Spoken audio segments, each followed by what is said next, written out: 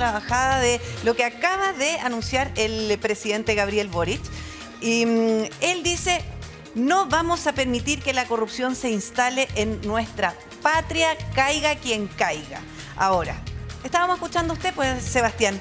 ¿Qué le parece? ¿Hay espacio, con todo lo que está pasando, hay espacio para un pacto fiscal? Es que lo primero era eso, no es un pacto. Lo segundo, uno tiene que hacerse cargo en el clima en que anuncia los proyectos de ley. Entonces debió haber partido por eso. Es obvio que cualquier ciudadano hoy día diría no más tributos si no sabemos en cómo se está gastando la plata y si se está gastando bien.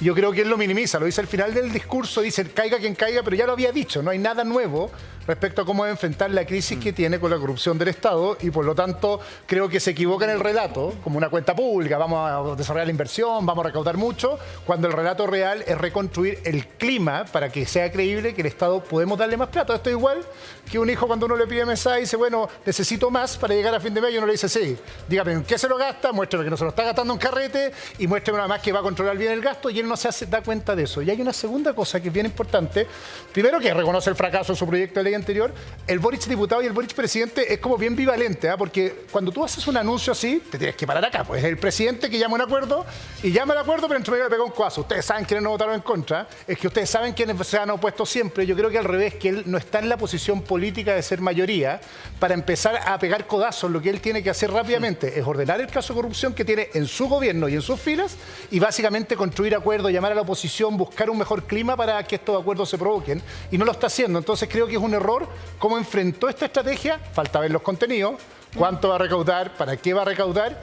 Y si agrego un último punto, a mí me encantaría que cada día más sepamos en qué se gasta la plata de los chilenos, lo dice, pero a esta altura yo sí estoy de acuerdo, a diferencia de mucha gente de centro derecha, que Chile requiere recaudar más, y lo digo abiertamente, pero no estoy dispuesto a darle un cheque en blanco a alguien para que esta plata se vaya a una fundación. Quiero saber cómo se va a gastar con lujo de detalles. Y Osvaldo, ¿usted cree lo mismo, que tenía que ordenar la casa primero antes de pedir acuerdos? Yo creo que el presidente hace una buena intervención. Tengo ahí un matiz. Y no solo creo que... Y hace una intervención oportuna. Durante mucho tiempo la discusión sobre el tema tributario tenía que ser cuánto más iban a subir los impuestos. Y ahí se armó, ¿se acuerdan? Y habían buenos fundamentos en uno y otro sentido. Es evidente que hay un problema con nuestro sistema tributario.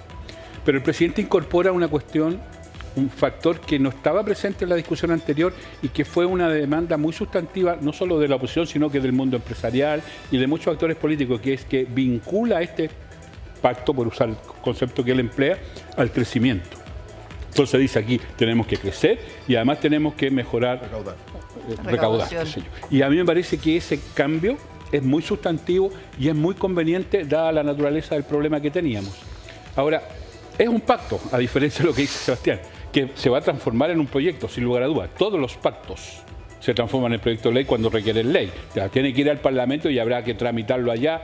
Pero ha habido un proceso de conversación previa del ministro de Hacienda con muchos actores, con pequeños empresarios, con la CPC, con gremios, con los trabajadores. O sea, hay un principio de elaboración que ha contado con la disposición y opinión. ¿Cuánto de esa conversación se recoge? No lo sé, pero sin lugar a duda había un proceso de diálogo previo. Los pactos efectivamente se formalizan en una ley que se aprueba y en ese sentido hay un tránsito.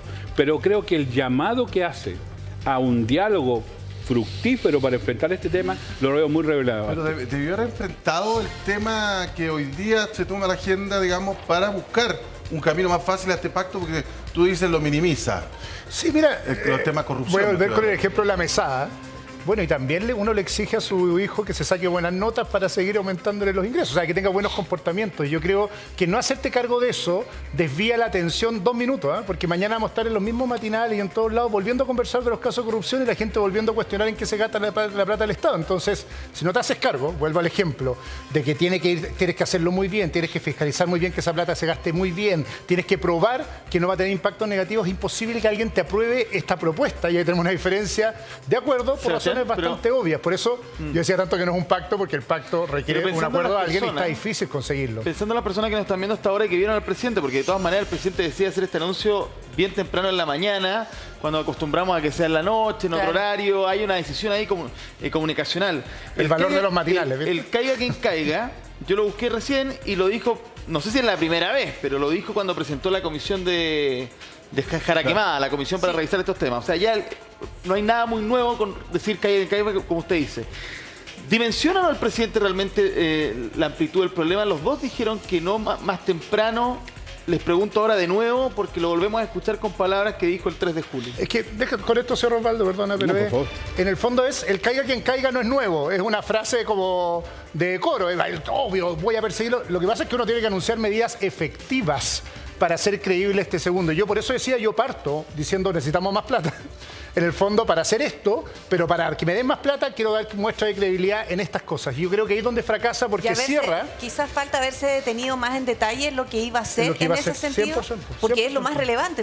O sea, si la plata se me está yendo en lencería del Estado, o se me está yendo en pintar fachadas por no sé cuántos millones, o en un señor que era expresidente de la FED, obviamente lo primero que tengo que decirle a todos los ciudadanos transparentemente es cómo voy a detener que esa plata no se vaya para allá, la que tengo hoy día, para poder argumentar que necesito el resto. Porque lo dice, Si no, lo dice en no el funciona. punto 5, y dice transparencia, eficiencia de las transferencias a organizaciones de la sociedad civil, caiga quien caiga. Pasó muy colado, quizás debió haberle dedicado más tiempo. Sí, claro, Una medidas más cosa es el concretas. fondo y otra es la forma. Oye, y medidas más concretas. Y por eso insisto en la frase grandilocuente. Los voy a perseguir como perro a los delincuentes. ¿Es que se quieren a esta buenas altura.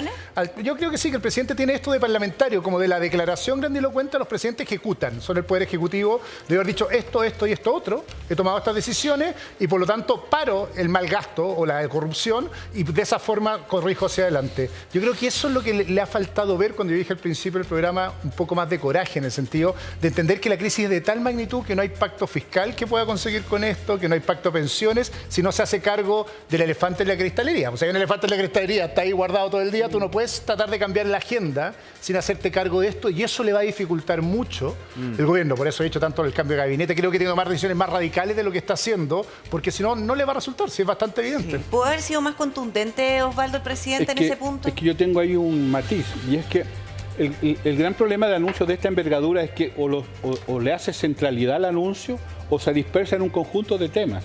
Entonces, cuando se pide que en un anuncio de esta naturaleza se incorpore además el tema de la corrupción y lo que está pasando, el tema de la CACEM, etcétera, finalmente lo que queda es un popurrí de ideas. Y lo central Se del pierde anuncio el del foco. presidente es voy a seguir con el lenguaje que se emplea del pacto fiscal.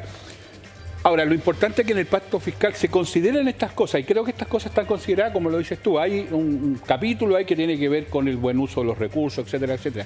Tampoco se le puede pedir una intervención de esta naturaleza a un nivel de detalle, yo entiendo que el ministro Marcel tendrá que hacerse cargo de eso posteriormente, porque de lo contrario se transforma en una cuenta pública de varias horas que termina provocando lo que no quiere provocar, y es que la gente se empieza a provocar al leer tanta cosa, termina en Se nada. lo pregunto al presidente- revés, don Osvaldo. Disculpa, Dale, Francesco. nomás, dale. Se lo pregunto al revés. No puso la carreta delante de los bueyes, sino que, por ejemplo, hoy día, aquí mismo en una cadena nacional, a enfrentar estos casos de corrupción, como lo reconoce el propio gobierno a través del ministro de Justicia, casos de corrupción que están afectando distintas reparticiones y que ya se han detectado 29 convenios con vicios de ilegalidad y que reúnen más de 13.000 millones de dólares. Debió haber enfrentado eso primero y haber 13.000 dejado el millones pacto de fiscal para después. ¿Viste que te trata de don, Osvaldo? Eso, ahí demuestra que tenemos diferencia de edad. No, y cuando tú dijiste además que están los delincuentes se están preocupando de la tercera edad, yo ahí me empecé a preocupar de inmediato. No, pero lo que sucede es que, le reitero, es que el anuncio de hoy es el pacto fiscal. Sí, no, está bien, Y en pero hay condiciones para hacerle los anuncios. Es que vuelvo al punto. Yo he tenido la ventaja en mi experiencia de haber estado en los gobiernos y haber sido parlamentario y presidente de un partido, que es la pega más jodida que uno puede tener. Entonces, tengo esta mirada desde distintos enfoques. La presidencia de la República, cualquiera esta sea, cuando quiere hacer un anuncio de esta envergadura, se tiene que concentrar en el anuncio. Porque de lo contrario se disipa el anuncio. Está bien, pero sin en esa tesis, sin Osvaldo, perjuicio de lo cual, en el anuncio puede hacer señalamientos respecto a aquellas cosas. El caiga quien caiga, las medidas, etcétera. Pero no puede ser el centro No, del sí, anuncio, claro. porque de lo contrario se pierde. Es que lo que espera la gente es que se genere expectativa cuando va a hablar el presidente en cadena nacional a las 11 de la mañana, que primero no es habitual. Y resulta que también se pudo haber perdido una oportunidad de hablar fuerte y claro en un aspecto, doy vuelta a la página y les quiero presentar esto. Yo reitero, yo no creo que eso esté descartado. Lo que pienso, y reitero, es que yo creo que el anuncio hoy día era este. Y en consecuencia yo me concentraría en eso, porque de lo contrario, no hay nada peor que un gobierno cuando hace en una intervención un anuncio en que habla de distintas cosas, aunque algunas de ellas importen a algunos, a otros, qué sé yo. porque se disipa el mensaje. Y los gobiernos tienen la obligación en su mensaje ir a lo que les interesa ir. En primer lugar, porque a lo que le interesa al gobierno, pero lo que le interesa a la gente también es aclarar esto, que es escandaloso. Por eso el anuncio lo hace el gobierno, porque dice lo que al gobierno le interesa decir. Ahora, que hay cosas que debiera pronunciarse también, yo estoy de acuerdo con eso. No sé si en este mensaje era el momento oportuno. Ese es mi matiz. El ejemplo de que podía haber sido antes... atacar ese es mi matiz. Después, no sé, hoy día es martes, hoy día una estrategia de comunicación. Pero usted comprende, discúlpeme, que si tuviésemos un principio de acuerdo hoy día en materia de pensiones y el presidente lo anuncia, también seguiría el mismo problema. O nos concentramos solo en el tema del anuncio del eventual acuerdo de pensiones, o también hacemos esto otro. Entonces, hay ahí una decisión política comunicacional que hay que tomar, que no es fácil, ¿ah?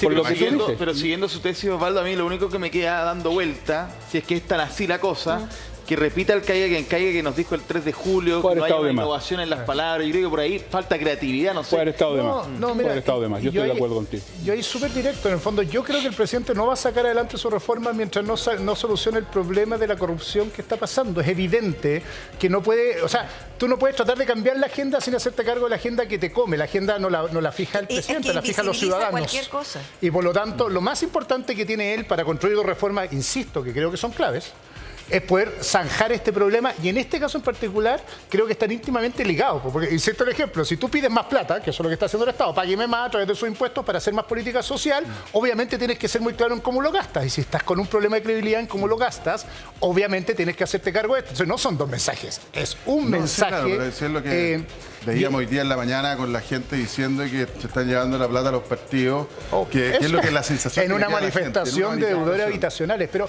y cierro con esto, yo creo que lo más importante que tiene que hacer el presidente es dejar de ser parlamentario, lo digo en esta lógica. Además es un gobierno de minoría.